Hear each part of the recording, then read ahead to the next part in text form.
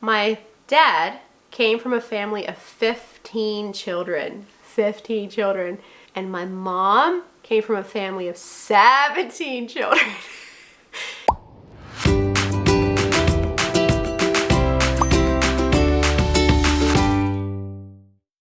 Hey everyone, I'm back. We're going to be answering your questions. This is part 2. If you haven't seen my other video, I'll have cards up here somewhere or links down in the description where you can see the first half of the questions. And today we're going to be answering the last half of your questions, so let's get right into it. My name is Janine from the MennoniteMom.com, and if you want to see all these questions written down, you can go through the link to my website, to my blog post, and the questions will be there. And if you're new here, I would love if you subscribe. So let's jump right into the questions. Now I left off at question 18 the last time. Now we're in question 19. Where do you get most of your music from? I will have links to that below and also on my blog, but most of the music that I buy for here on YouTube, I like to have it copyright free so that I don't get copyright strikes on YouTube. Two of my favorite websites, Epidemic Sound, they have a lot of just sort of background type music, and then also Music Bed, which is where I like to get a lot more of my Christian style music. They have a broad range, but they have a fair amount of artists on there that actually sing songs. One of my favorite artists, which you've heard a lot of her songs on my channel, and that's JJ Heller. She has a lot of kind of family Christian based songs that just really speaks to me about raising children, family life. Every time I heard her music, I wanted to use it so badly, and then I finally found out her music is on Music Bed and I can pay to actually have it in my videos and not get copyright striked. All right, number 20, are you planning on going on any more trips? And the answer is yes. I'm so excited. We are going somewhere in February. Nolan and I, Xander's staying behind. We're going with some friends. So make sure you stay tuned. I will be making videos, Lord willing, for you guys to see. I'm so excited. This is gonna be the first time in probably 2.5 years that I'm gonna be able to travel somewhere without worrying about my health very much. It's just gonna feel incredible. Just simply incredible. I'm so excited. You can guess below where you think we might be headed. Psst, somewhere warm. All right, so question 21. This is a big one. I have 2 boys around Xander's age. My question is about whining and tantrums. Has Xander started that yet? And if so, how do you handle it? Whew, this is a big question. On this day when I was filming, I started rambling on this long, I didn't need to talk that long. So I'm gonna be re-answering this question, trying to get it a little bit shorter than I did before. So my heart goes out to you. I know all about temper tantrums. They can be so difficult to deal with, and they're just frustrating as a parent. Yes, it's definitely something Xander has went through, but thankfully it seems lately he has pretty much gotten over it. I would say like half a year or a year ago, it was probably at its worst when he was in his early 2s. He's almost 3 now. When it comes to child training, I'm not going to go over techniques. I know that every child is different, and what works for some children does not work for others, but there's a few things that I'm very passionate about, and I feel like a lot of society, especially the mindset in society, has really shifted and is on a completely wrong path. I mean, it doesn't take us looking very far. In today's world, we see children that are very self-absorbed. They don't know how to respect authority. Everything is about them. They're always throwing fits, trying to get their own way.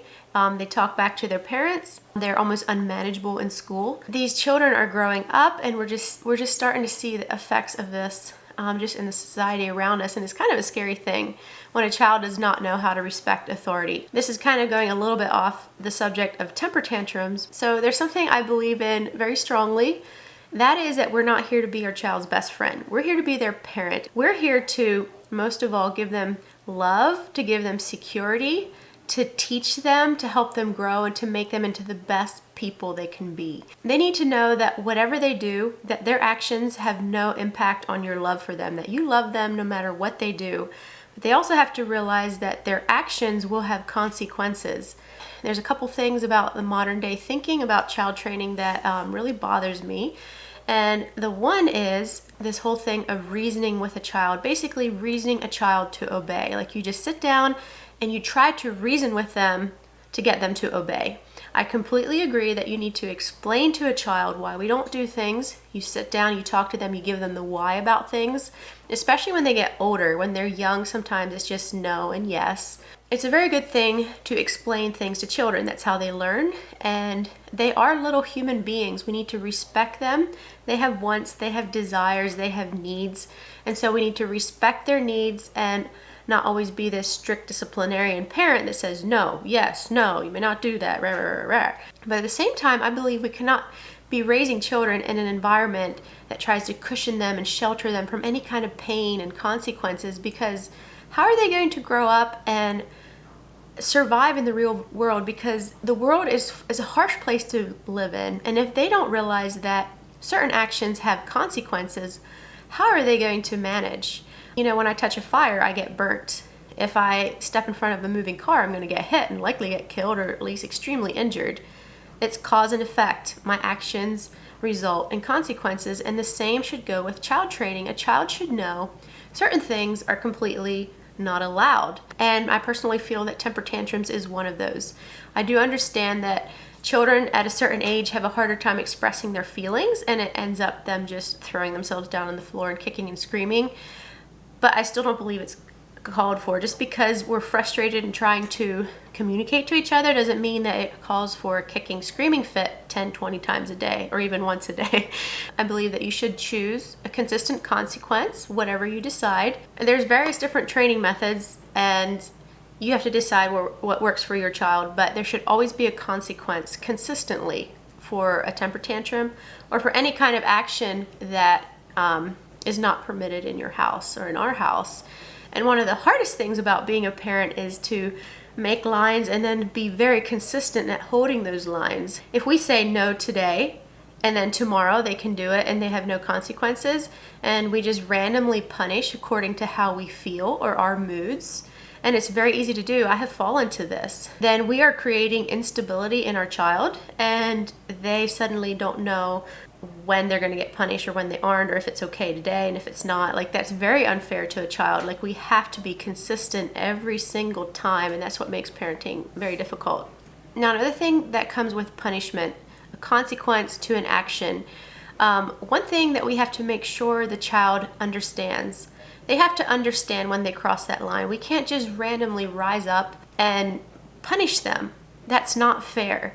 So like, if they do a first offense, sometimes it's easy that we get frustrated and upset and we want to punish them because we think they should have known better. But we really need to sit down and explain to them that whatever they did, whether it's drawing on the wall, throwing washcloths in the toilet, all those types of things that are very, very frustrating, we need to sit down and explain to them that we do not do these things, and if they happen again, there's going to be a consequence. So the first time that the action happens, there should just be an explanation, and then the second time it happens, that's when the punishment should happen, so that a child has security in that. Because if we are doing any kind of punishment either out of anger, which should never happen, or just randomly out of the blue, which should never happen either, it creates instability to a child, and it can be abusive, whether it's either verbally or physically.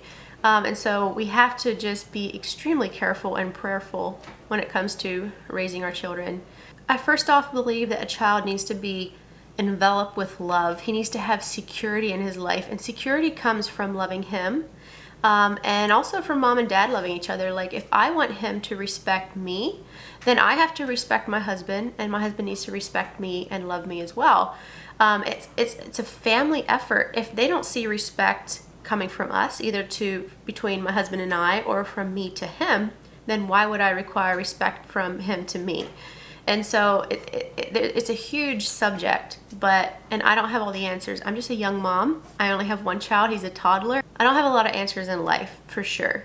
But from the little experience that I do have in watching some different people that parent, this type of parenting has raised children that are very respectful, very nice children to be around, very nice teenagers, just readily equipped to face the world and to just be respectable and wonderful people in society. From what I've gathered in society today, it just seems that child training is almost non-existent sometimes, and people tend to think that these little children are adults and that we're supposed to speak to them like adults, as if they can understand as we understand things, and that is not the case. Look at these little children. They're so impressionable. They believe everything we tell them. And so adults tell them that at Christmas time there's a big fat man with a white beard that flies around in the sky with his magic reindeer, and he actually is able to fit down their chimney and bring them gifts.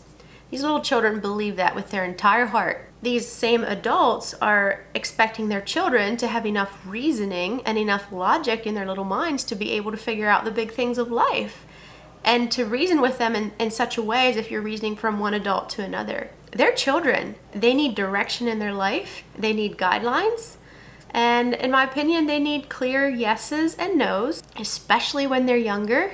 And they need explanations on why it's yes, why it's no, why this is right, why this is wrong.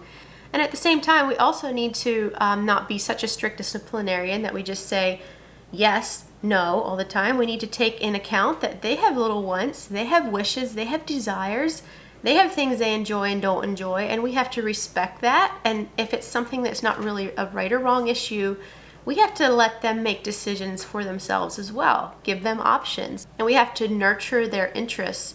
If their interests differ from ours, we can't just shove on them what we want them to like. We have to, cultivate whatever they enjoy as well. In my personal opinion, we have to make sure our child doesn't have to fit into this certain type of mold before we love them, or before they get our approval, or they're always going to be trying to perform to get our approval and love. And that's not right. But they have to understand that they're loved as a person, but some of their actions are going to have consequences, and those actions are not permitted.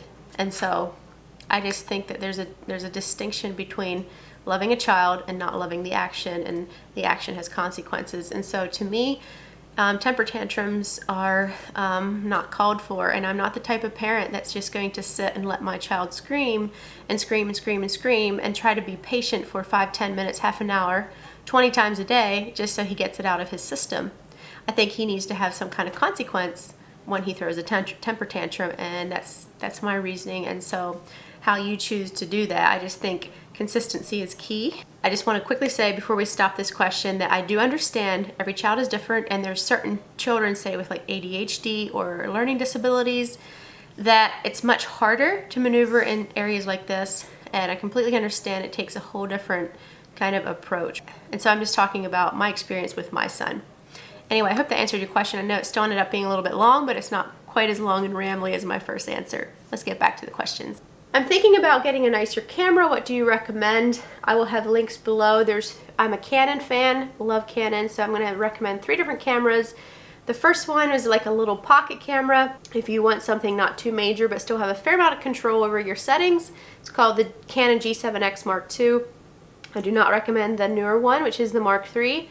It's garbage. Also, there's a smaller mirrorless camera that has interchangeable lenses, the Canon M50. It's like a fairly inexpensive camera for what you're getting. If you want a bigger DSLR camera, I like the Rebel series. They introduce you into the whole professional world of photography, videography. That would be the Canon Rebel T7i. But those would be my 3 recommendations, especially if you're just getting started into photography or videography. Number 23, where are the other Mennonite channels? I follow a couple, but there are a lot of, well, fake ones out there. Can you maybe do some shout outs? Well, the thing is, there's not very many Mennonite channels on YouTube, especially if you're talking about more conservative Mennonite. And so Lynette Yoder, Megan Fox, Unlocked, I'm sure you've probably heard of those already and are following them. And Stacy Yoder as well, she's over in Cambodia right now. So she's another Mennonite channel, and pretty much after that, that's about all I know of right now. There might be a few others, but there's not very many. Future me here again. I just forgot to mention one other YouTube channel I wanted to give a shout out to. So if you're interested in more theology behind Anabaptists, Mennonites, Anabaptists, there's a YouTube channel called Anabaptist Perspectives. I'll have that one linked as well below if you want to go check it out. Number 24, I thought of another question about little man. He's so active and inquisitive. When he gets tired, does he shut down and that's it? Or is his little mind hard to mellow? Sounds like a weird question, but I can see him going from 0 to 60 and 60 to 0 in lightning fast. Okay, so from little on up, since he was a baby, I didn't rock him much to sleep, and I think it kind of went with his personality, and it also went with my motives. I never wanted to be the type of person that was like sitting with my child, rocking them to sleep all the way up until they're 2. So from the very get-go, I would hold him, feed him, and then when that was all done, I would just lay him in his crib. If he would cry, I would just pat him. And so he started learning how to fall asleep in his crib on his own. That has followed through. I just kept that right up until he's this age, so when it's nap time or bedtime, we put him to bed and he stays there until he wakes up. Maybe that goes a little bit off question. He does get wound up fairly quickly and excited, especially in the evenings. It seems when he gets more tired, he gets more wound up. But usually by the time evening rolls around, you know, we just put him to bed. He might be up there chattering to himself for a while and then he's out. But when he gets really charged up and is overly tired, it's really hard for him to fall asleep. So yeah, I would pretty much say he's from 0 to 60 and 60 to 0, lightning fast. That pretty much describes him unless he's super duper tired. All right, so the next question, how can you keep your faith strong when life brings you down? And this person had mentioned previously that she was facing some things with her landlord. As many know, I asked for prayers for a situation with landlord, and situations are getting worse. I'm struggling lots, thinking I may be in a bad situation and wondering what's going to happen next. Is there a way for me to keep faith when I fear the worst? And I wonder if anyone up there is listening. Well, first off, I'm so sorry you're dealing with this. Life is just tough sometimes, and I just cannot imagine what it would be like to be in your situation. I know what you're saying. Sometimes you wonder if your prayers are even heard, and it can be hard to just keep faith going. You can kind of struggle with anger.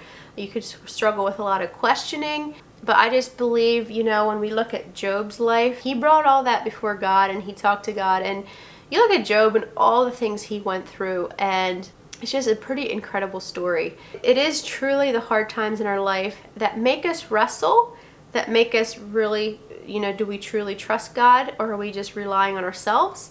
It's these things that bring us closer to God if we allow it. In Matthew 6:26, it says, "Look at the birds of the air. They do not sow or reap or store away in barns, and yet your heavenly Father feeds them. Are you not much more valuable than they?" While I have never been in a situation where I don't know where my next meal's coming from, or I'm worried that I won't know where I'm going to sleep at night, that would definitely take a huge amount of trust and faith in God. I have heard incredible testimonies of people in these types of situations, and God just kept providing for them. And it's okay to struggle, because that's what life is about. We wrestle with these things, we struggle, but in the end, we have to eventually come to a point where we just, you know, choose to trust, just to lay down the struggle, give it over to God. And it's so much easier said than done. But when we get through that struggle and get to that point where we do hand it all over and trust God, it's definitely freeing. God promises that he will look out for us. And so I will be praying for you. I hope you can find some answers, and just keep praying and don't give up, even though, you know, you feel like giving up and you feel like, you know, does God even hear my prayers? You have to dig into the Bible, look at his promises, and believe that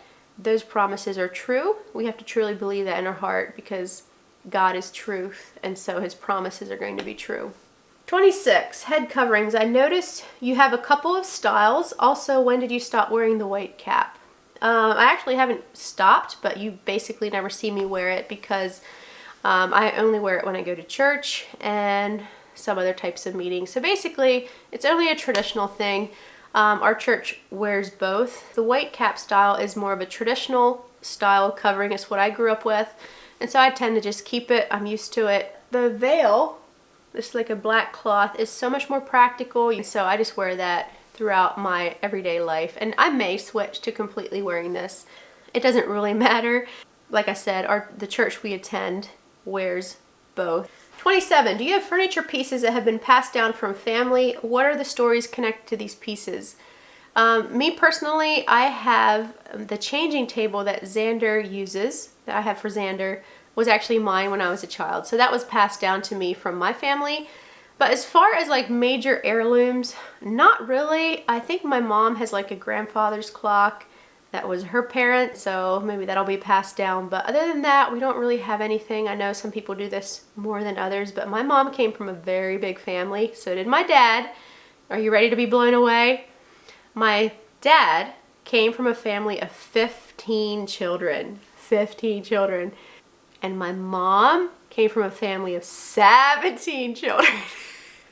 Huge families. Anyway, so I hardly know all my aunts and uncles, and definitely not all my cousins, because there's just so many of them. Anyway, but yeah, so there's a lot of children in each family, so there isn't just like a lot of heirlooms and stuff.